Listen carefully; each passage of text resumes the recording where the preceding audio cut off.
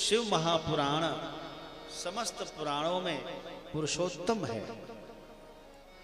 क्यों पुरुषोत्तम है अभी हम बताएंगे आपको कि इसके सुनने का भी बहुत सारा नियम है, इसलिए आप लोग अत्यंत सावधानी पूर्वक इसको श्रवण करिए।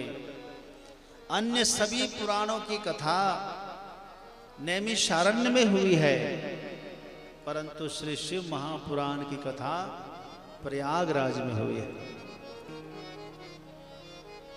प्रयागराज में वो भी कब? कुंभ के अवसर पर। इस बार आपने देखा होगा जनवरी के महीने में क्या वहां विहंगम दृश्य था। कौन कौन आए थे? हाथ उठा तो सब।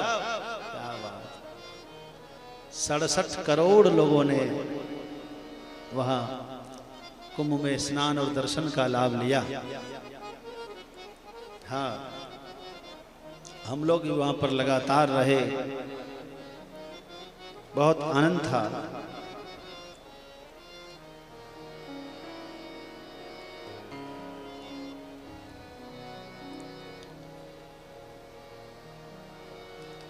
माघ मकर गति रवि जब होई,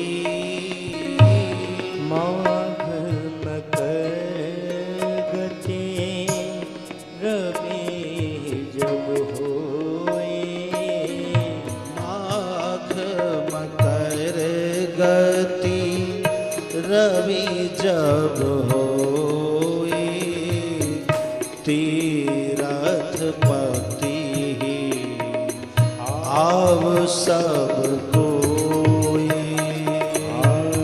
तीरथ पति आव सब कोई, देव दनुज किन नर नर श्रेणी, देव दनुज किन्नर नर श्रेणी, सादर मज्जहि सकल त्रिवेणी, सादर मज्जहि सकल त्रिवेणी, माघ मकर रवि जब होई, तीरथ पति आव सब कोई। माघ के महीने में जब मकर राशि में सूर्य होता है तब तीर्थराज प्रयाग में सब आते हैं। देव दनुज किन्नर नर सब आते हैं, और आज भी सब आते हैं।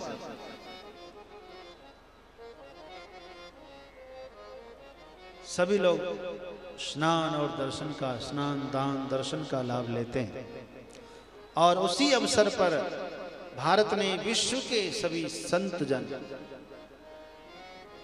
हिमालय में कंदराओं में बैठे हुए, गुफाओं में छुपे हुए साधक वृंद वहां उपस्थित होते हैं और वहां अमृत मंथन करते हैं। अमृत मतलब, अमृत मंथन तो उस समय हुआ था, इस समय विचारों का मंथन होता है। शास्त्र पर चर्चा होती है, सिद्धांतों पर चर्चा होती है, और निकल करके कुछ न कुछ सार निकल कर आता है। और वहां शिव महापुराण की चर्चा शुरू हुई प्रयागराज में।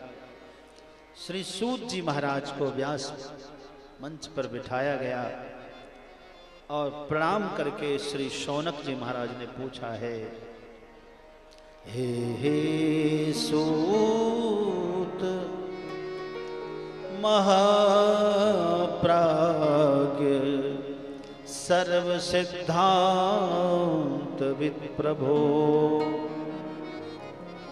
आख्याहि में कथा सारम पुराणानां विशेषतः हे श्री सूत जी महाराज, आप हमें सभी पुराणों का सार सुनाइए, सभी कथाओं का सार सुनाइए, और ये बताइए ज्ञान वैराग्य रूपी पुत्रों के साथ भक्ति कैसे बढ़ती है, विवेक कैसे जागृत होता है, और साधक लोग अपने अंदर के जो विकार हैं, काम, क्रोध, लोभ, इन सब विकारों को पराजित कैसे करते हैं, इन विकार का निराकार कैसे करते हैं। इन प्रश्नों को रखा है और कहा, हे महामनीषी, वर्तमान समय में सभी आसुरी बुद्धि को, आसुरी विचार को प्राप्त हो गए। आसुरी विचार क्या है?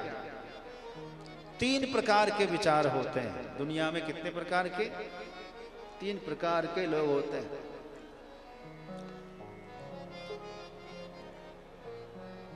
एक विचार वाले होते हैं कि जो मेरा है सो मेरा है, सो तेरा है सो तेरा है। ये होते हैं मध्यम विचार वाले। उत्तम विचार वाले ये कहते हैं कि जो तेरा है सो तेरा है, जो मेरा है वो भी तेरा है। और सबसे निकृष्ट विचार वाले कहते हैं जो मेरा है सो मेरा है, जो तेरा है सो वो भी मेरा है।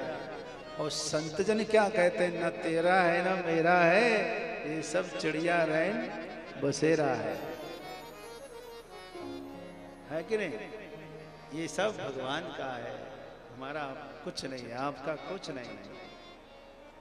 यही 4 प्रकार की विचारधारा होती है, उत्तम, मध्यम, निकृष्ट।